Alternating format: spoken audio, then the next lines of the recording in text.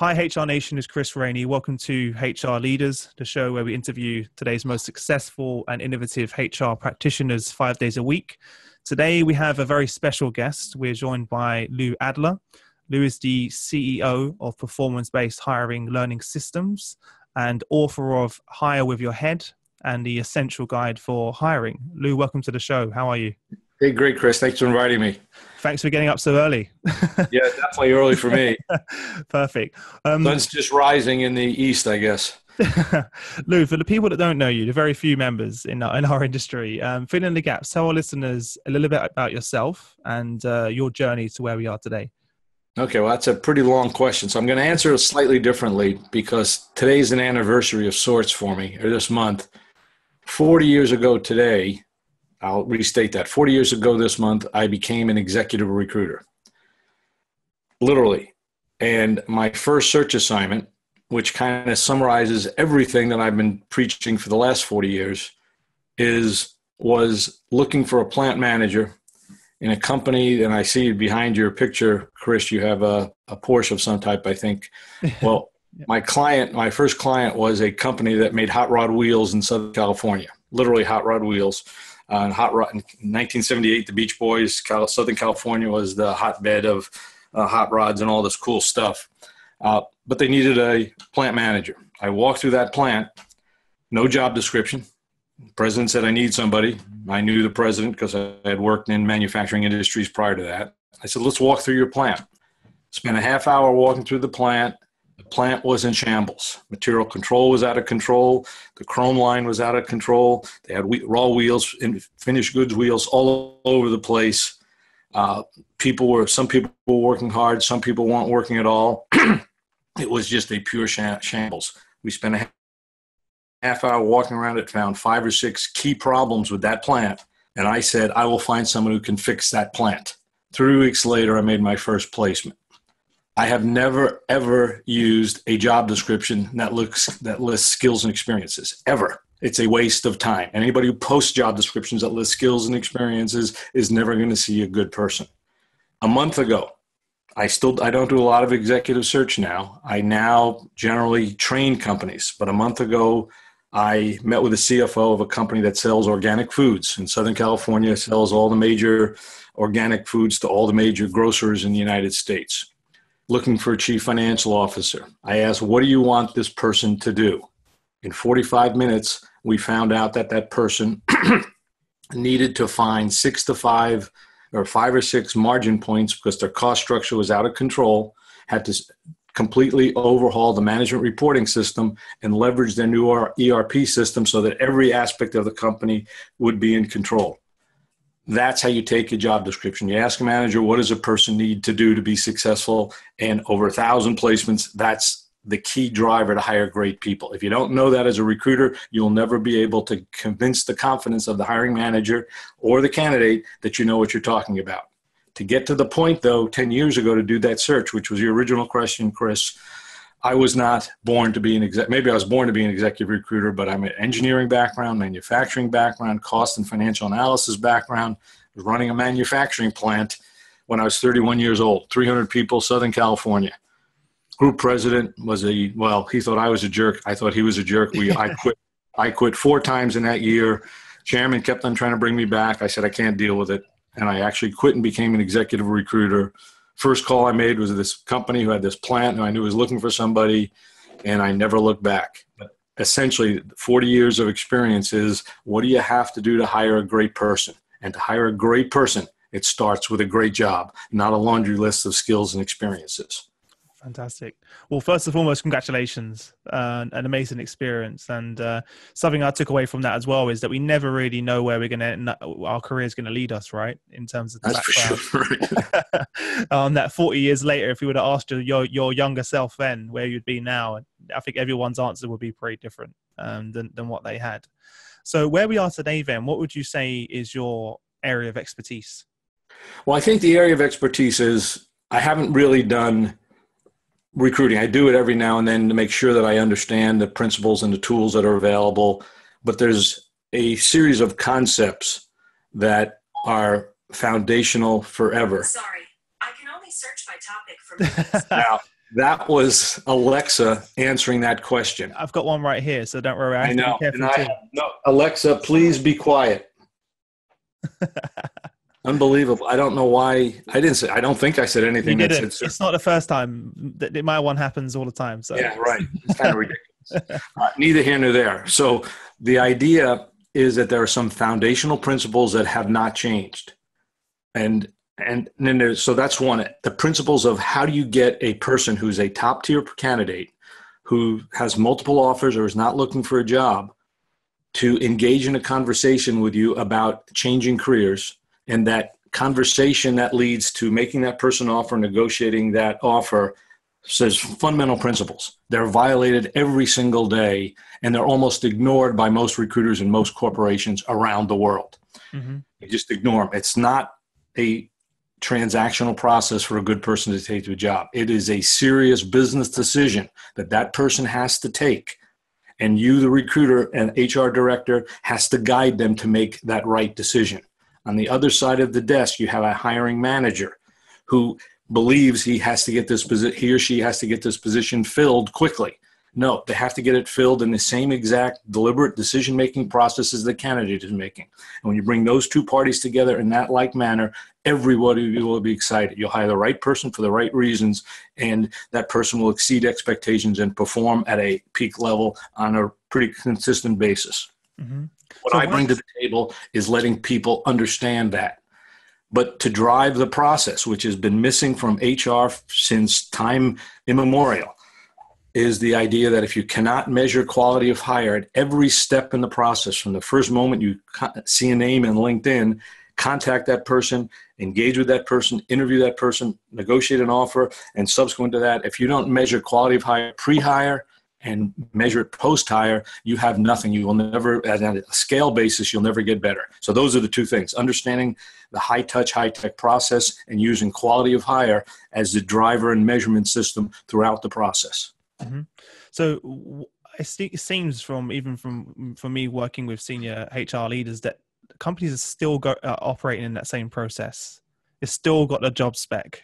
And why have we not evolved? Why has that not changed? It still seems to me, your logic makes perfect sense to me, and clearly it works from what you guys are doing, and from what I've read from the results that you guys have had. Why are companies still following the same process then? I'm going to offend your whole entire audience when I say this. Your entire audience of HR leaders are economic buyers. They're not strategic buyers. If they were thinking strategically and they looked at, when I get in front of an HR person, they're convinced that, oh my gosh, what I've been doing. So that I don't want to say put everybody on that same category. But if we promote people from within, people we know, if I've worked with you, Chris, for 2 or 3 years, and I'm sure you got promoted at your prior company, you wouldn't have been there for 10 or 11 years. Yeah. They didn't promote you because you had the skills and experience.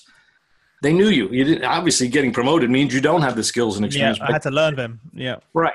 But they knew you had the ability to learn. They knew you're a high potential person. They knew that you had the ability to influence others, manage projects, whatever it is. And based on that, there's a high probability you're going to be successful.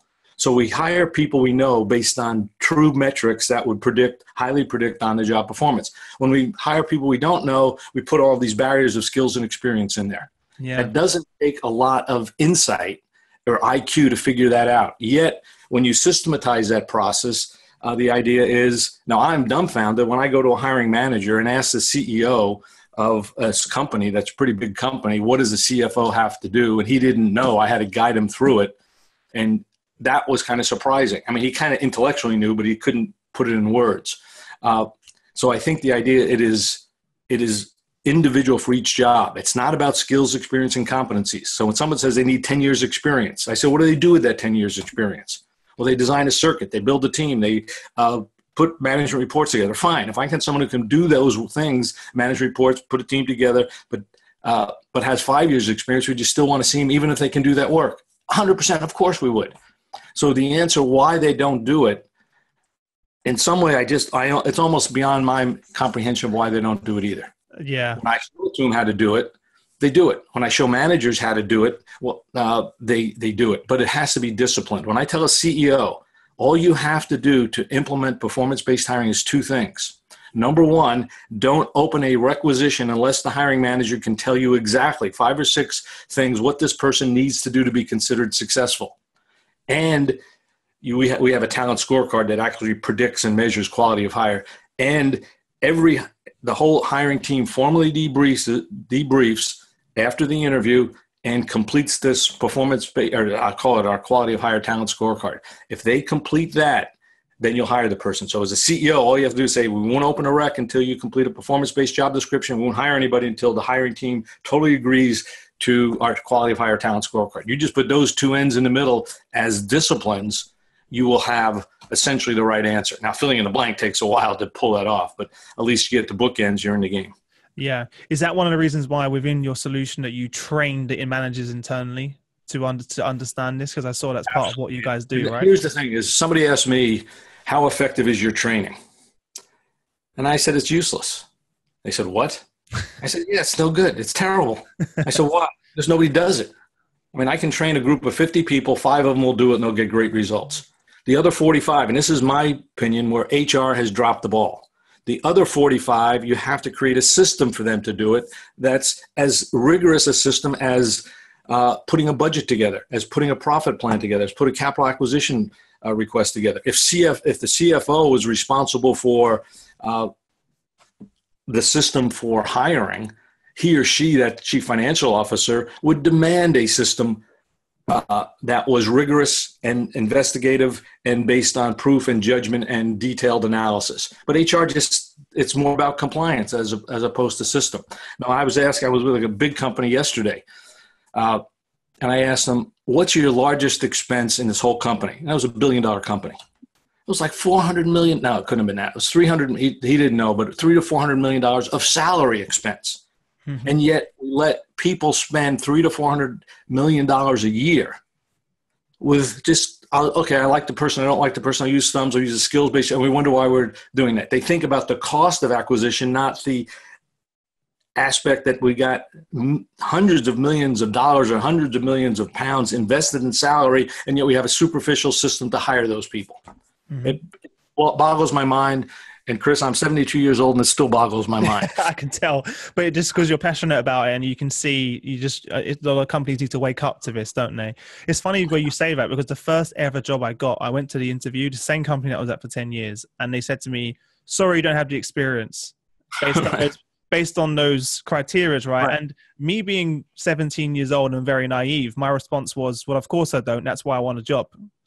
I can't get the experience unless you hire me. Right. And that's literally what I said. And the HR manager was like almost confused at my response. But the sales director that was actually in there said to me, Chris, you're hired. And he hired me because I was willing. I said that because I was like, you know what? You should hire me because I need the experience. And he sort of the attitude behind it, willingness to learn, all of the important things that he saw would make a great salesperson at the time. But that was just completely my naive mind being so young saying, well, I need to. It's also because the hiring manager, you had an opportunity to be there with the hiring manager or whatever. If he was in the room, HR is timid when it comes to hiring managers. Recruiters are timid. Here you're looking for director of advertising or director of engineering. You got some 25 or 26-year-old person who doesn't know that job. That recruiter is being intimidated by the vice president of that department.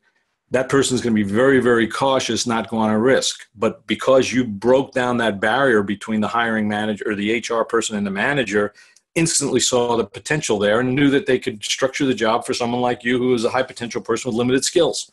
Now, not every job requires that. If you got to go into an operating room and complete heart surgery, well, you have to have experience doing that. But there's still, we've actually worked in the medical device or medical field. There's still some good doctors and some bad doctors. So you still want the best doctors who can make sure that the patient outcome is going to be, you're going to live 99.9% of the time as well. High probability you'll live. Yeah. But there's still those same issues of HR is timid. And so now I'm going to go back to the fundamental theme. When I went into that plant 40 years ago, the president of that company, he knew I knew that job. Now, I didn't really know that job, but I knew enough to walk through that plant, confident to go through that plant, spend 45 minutes and say, we're going to have someone to fix this, and that.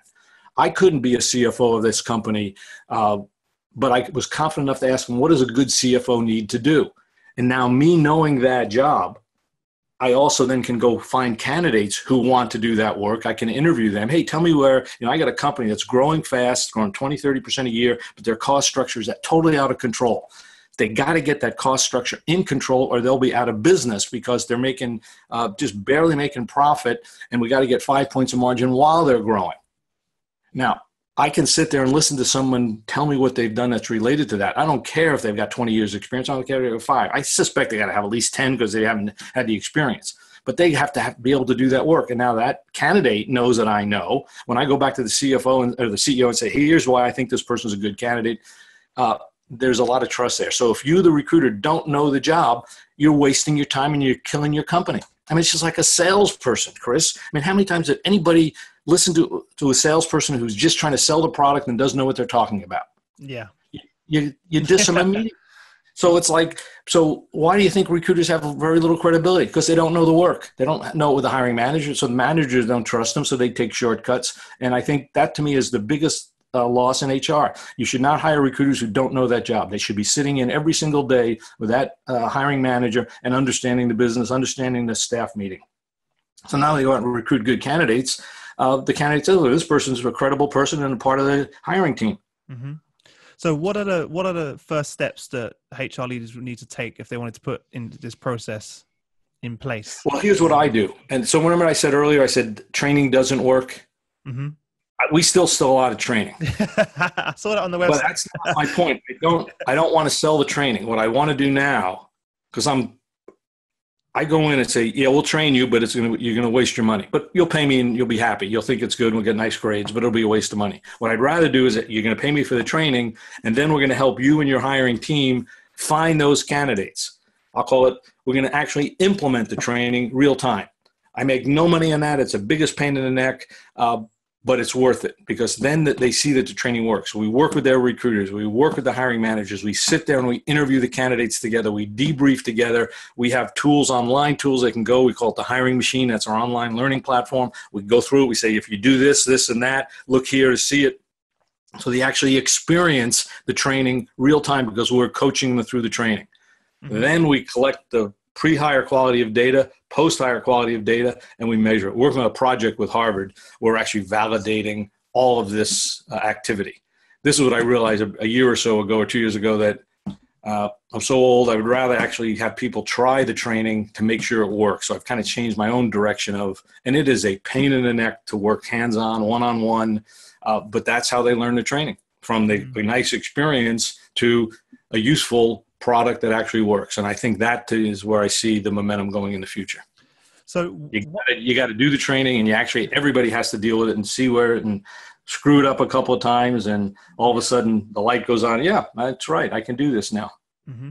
And in your experience, from when you started to where we are now, what effect has technology had on this process, on the recruitment side? Well, here's what I think. So I have this model called high tech, high touch. 40 years ago, to get that plant manager probably took me 2 to 3 weeks of phone calls. And my whole focus is I'm going to network and get a referral. But there was no LinkedIn then. They weren't even, the guides, they had what's called manufacturing guides, which you'd never heard of it, but it listed all the companies in every geographic I had area. One of those. Okay. It was very similar. When I started, I had a phone and a big pile of paper, and I had these textbooks which had a list of all the companies across Europe. Yeah, you got very similar. Yeah. Very similar. So no technology, but you would call up and the dates were always, the names in the company, the leaders were always a year or two old. Yeah. But it was easy for me to call up and say, is Bill Smith still the VP manufacturing? No, he's gone. Well, who's taking his place? This is me talking to the secretary or the operator. Mm-hmm. Well, it's Shannon Smith. I said, okay, is Shannon is there? What do you think? So I'm asking the operator, what do you think of Shannon? He says, oh, he's really a great person. Great. I call him up. He's a real jerk. Fine. I don't call him up. I mean, as stupid as that is, I got some good leads that way. So then I would call the person up and say, hey, I got your name from a confidential source. I didn't say it was, I know you're not looking, but you're pretty hot. And, then that's how nowadays. So for the CFO spot, so I'll give you 2 searches. I'm helping another company find the CEO for a big franchise, huge. It's very, very cool. I went on, so I'm sitting with the chairman of this private equity group in LA. I told him I couldn't do the search. I just didn't have the time, but I'd help interview the candidates. But I decided to go on LinkedIn, and this is where I say that technology today. I had the specs for CEO for a very large company. It was growing very fast. It wasn't the food company. It was a CEO, not a CFO. I went on LinkedIn, and in a couple of hours found half a dozen candidates. I talked to the chairman the day later. I said, here's a few candidates. What do you think? And we found two that he really liked. He interviewed them. Now, unfortunately, they gave the search to it. Not unfortunately, they gave the search to a very major, prestigious search firm. I'm still interviewing candidates. This was August 15th. Mm-hmm. I would have had that thing done in 4 days if I could do it. I've seen 23 people from this major search firm, and they're using a skills-based, the recruiters do not know the job, which is almost sad. So the chairman calls me up on Sunday, just got back from a trip overseas. He says, Lou, would you do the search? I said, I cannot still do it. But he's paid $200,000 to a major executive search firm and has a couple of very, very good people, but they were totally uninterested in the job. They were just pushing names up there to stay busy. So the high-tech thing is, if you know what you're looking for, and I look for three things using LinkedIn. To me, LinkedIn is, if you're a good recruiter, that's all you need, and a phone. You need LinkedIn and a phone. So I look for three things when I look for a candidate. Performance qualified. Can they do the job? So I've got to look very quickly at their resumes. I have to do my Boolean search on LinkedIn, but it's so easy on LinkedIn anyway. Are they performance qualified? So I'm looking for for the CFO job, looking for an operational CFO who's probably got an MBA, probably got 10 to 15 years experience, that has manufacturing distribution background. I put in so I say performance qualified. I mean, so I would say and it's in a growing company. Pretty easy to find companies pretty quickly. The next criteria, I call it the achiever pattern. Are they in the top half of their peer group?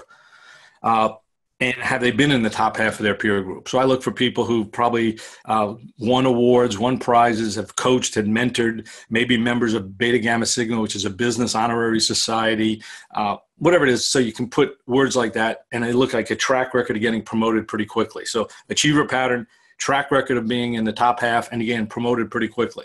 So I found a couple of people who had like 20 years experience in 10 years. Good people. And this is the big and they would see the job as a career move.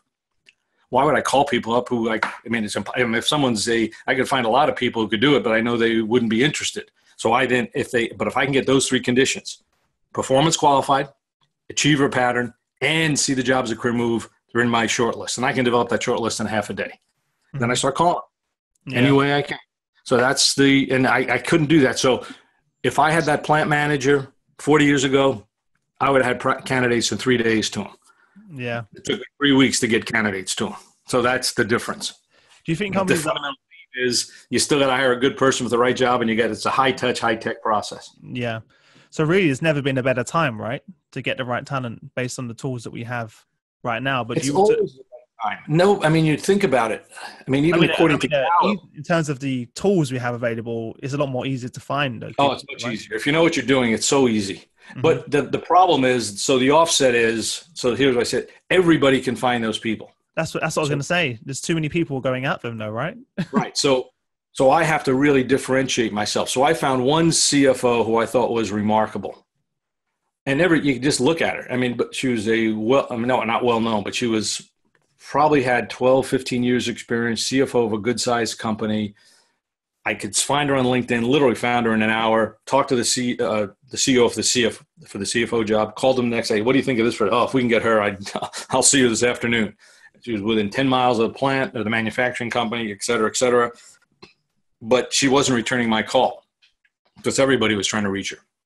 It turned out that on LinkedIn, there was somebody who I knew who knew her. So I just called this guy up and said, John, what do you think of this person? He said, well, I think she's looking, but I'll be happy to mention it to her. So I just called her up again. I said, John just suggested I give you a call, said you had some activities you'd like to chat with you. She calls me back an hour later. She'd already accepted another offer. So it's still this high-touch component. You got to break through. Now, she looked at my background, knew I was credible. So there's a lot of things. So I call a candidate up who's pretty good. Everybody else sending emails. If you can get their interest, they'll at least look at your profile on LinkedIn. So that's important that you're a credible recruiter. they'll also better be a pretty cool job. So your advertising and media has to, and even your email's got to be pretty creative and compelling. It can't be a boilerplate and vanilla. And if you can get a referral, instant gold. But so you got to do a lot of behind the scenes work to get there. But it's so there's still a lot of orchestration and high touch stuff that goes along with it. The tools get you there, but since everybody's got the tools and the names, they tune you out as just another recruiter trying to call me. And then you got to still break through that cloud. But if you're good at it, you can still break through somehow.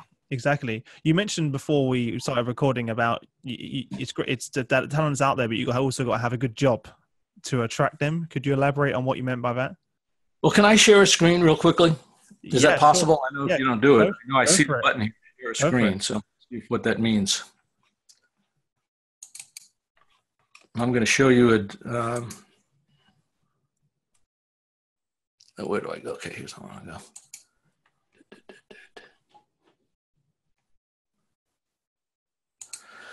So I was presenting up in San Francisco the last couple of days. Sure. The idea of how do you measure quality of hire? We have a big project going on. This one I mentioned with Harvard, where we're going out. And I think we're filled. I just can't. We're limited on. But what we're really doing is holding a lot of hands, collecting the data. I got a couple of PhDs at Harvard and professors who want to be involved in this process. Let me get the slide deck here first, and I'll just show you what I want to talk about. If you could make it full screen, that would be great. Yeah, I'm going to do it in a second. Yeah, perfect. I just want to show you this. Let me go to.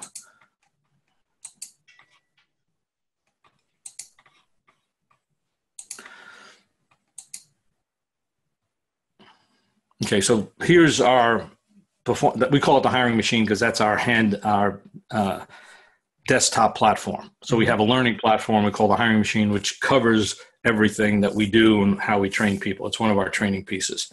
But I basically start off by saying, if you want to hire a great person, you have to have a great job. So that's the squiggle here. And it starts in the intake meeting. And we say, don't use skills, use performance. Define success to predict quality of hire. And our idea is don't use a weed out the week, which is most companies strategically, Chris, when you asked me earlier, why do people have the problem, is because they think there's an abundance of talent. There is not an abundance of good talent. And when you don't have an abundance of good talent, you can't use a process designed to weed out the weak. You got 500 people applying. Obviously, you have to deal with those 500 people. I don't deal with the 500 people. I want to attract 15 or 20 people, and I'll get high yield on those 15 or 20 people. So it's an attract the best versus weed out the weak strategy. Now, I know you asked, let me kind of throw you this model very quickly, then you can go back and ask me the original question. So that's the idea, is we don't offer lateral transfers, we offer career moves. Now I got to go find these people based on what I just told you. They have to be performance qualified, achiever pattern, and see the job as a career move. And I'll do whatever I can to do it. But half of that time, or 50%, is getting a referral. 40% is doing the Boolean search like I did and sending very compelling emails and working like heck to get people. But if I can get a referral, I'm better off, but I'll take a stranger, and convert them into an acquaintance. I don't spend a lot of time. I think in my firm, we placed 1,500 people and I was there full time. I think maybe less than 5 or 10% actually responded to an ad. It just wasn't where we're going to get the best people. Every now and then we found one, but it was not we relied on our business. Is it because the best people are not the ones looking most of Yes, exactly. And also, even if they were looking, they wouldn't be excited by a lateral transfer that's boring, that shows you, hey, that I'm going to be weeded out. It's such an impersonal process that they don't need to. Mm-hmm. I mean, if you're a good person, you will find someone who knows you're a good person. I want them to find me. So the idea is, if you're a good person, you don't need to apply. Let's be real frank. If you need to apply. That's what I meant. That's exactly what I meant by that. Well, that's pretty sad to say. If you need to apply to a job, you're already saying you're not very good, because if you were good, you wouldn't apply. I mean, that is sad, but it's true. Interviewing. You got to be a good interviewer. That's really what I became early on. I realized that some very good candidates were getting excluded for stupid reasons. I make the statement that if you implement performance-based hiring, you will eliminate 110% of your hiring mistakes. And people say, how can you eliminate 110%? Because half of that is the people you didn't hire who you should have hired. Some of it is people who you never even saw because some recruiter excluded the person for some silly reason because he didn't have enough experience. It could also be because a great person saw your posting and didn't apply. You're not even thinking of those of your errors. The other errors, everything else is the errors you make during the interviewing process. Because I had been so many years in industry, not 10, but 10 years, I had a pretty good run in industry. I was running a company when I was 32 years old, and I was destined to run a group. I mean, I was already promised that. I just didn't like the group. I was destined to be the group president. I definitely needed 3 or 4 years before that could have happened. So, and they weren't going to let that guy go. I said, I can't work for him for 3 or 4 years. It ain't going to happen. So that's why I quit. Neither here nor there. I started seeing how people interviewed candidates. They exclude, and everybody would know this. Recruiters know it. Even managers know good people get excluded for stupid reasons when they're being interviewed. So I really realized from a manufacturing standpoint, we're losing people at the interviewing process. So I spent years, literally years, becoming a good interviewer. I now get calls from this chairman and people, hey, I'll do the interviewing, and that's fine. I don't necessarily like to do it, but at least when I know people, I'm more than willing to interview their candidates for them and give them my judgment. Nonetheless, that's how you measure quality of hire, and we have a pretty cool way of doing it. So, but then you got to close the deal, and you never have enough money in the budget. Never have enough money in the budget. So early on, I realized, man, I became a good interviewer. I understood the job. I could find candidates, but I was still losing because I couldn't close the deal. Never had enough money. And maybe, when the money became an issue, maybe I could close 1 out of 5. I could get the company to go up a little bit, get the candidate to go down a little bit, but it was just, I was losing too many. So I said, I'm never going to close the deal on money. I don't want to deal about the money anymore. So I decided the only way people are going to take the job is if they saw it a career move. And I call that the 30% solution. So I call you up, Chris. Chris would be open to explore a situation if it were clearly superior to what you're doing today. Then you say, what's the money? I said, Chris, it doesn't matter what the money is. Let's first see if it's a career move. Mm-hmm. And you say, that's kind of cool. What's a career move? I said, Chris, in order for it to be a career move, I have to give you a 30% non-monetary increase. That consists of a sum of job stretch, bigger job, somewhat bigger job. It could be 5 or 10%. Job impact, meaning a more important job. That could be another 5 or 10%. Job satisfaction, a critical piece, that could be 10 or 15, meaning you're doing more work you like to do. And as important, if not more important, is I got to continue that stretch growth and impact, or stretch impact and satisfaction on a continuing basis where it's growing. It's going to take some time to get there. I'd just like to review your LinkedIn profile for a few minutes, see if we're even in the game. If so, we'll schedule a time to talk later. That's how you go. But I had to start with a great job, as I couldn't make that comparison to 30% unless when I took the requisition 2 to 3 weeks before I talked to the candidate. If I didn't know that, I could never make the comparison. That's the process. That's why it's all important. That's what I advocate today. And training is part of it, but that's only part of it. We got to train you in all this stuff. Then we got to hold your hand while you do it. So the first time we hold your hand while you do it. The second time you do it and we kind of look over. The third time we just see your results. And by the third time, you're hiring great people every time. Thank you very much for sharing your experience with us. I know our members will be a lot better off for it, and certainly some actionable advice that I think our members could definitely tap into and take away. Before we part, give our listeners, if there's one parting piece of guidance that you want to give to HR leaders out there, what would that be? Well, I think the key one is really this. If you want to hire a great person, you have to start with a great job. And a great job is not a laundry list of skills, experience, and competencies. A great job is a list of things that a person needs to do to be successful, and that's highly motivated, and that person is highly motivated to do that work. You get those things right, you will hire a great person. Fantastic. And where can our listeners learn more about yourself and the work that you're doing? Well, I think they can certainly go to LinkedIn and Lou Adler, but our company name is performancebasedhiring.com. That's a website, so they can find out about the hiring machine. They can find out about hiring, our whole methodology and our training process. So that would be the best way to go, performancebasedhiring.com. Fantastic. Well, I'll certainly link that up in the description. Guys, make sure you head over to hrdealers.com, and there will be all the show notes on the episode, links to everything we've been talking about there. Lou, thank you again. And I really appreciate you taking the time to wake up early and join us. Thank you very much, Chris. Sorry a bit late. Be good. No problem. I wish you all the best until we next speak. Thank you.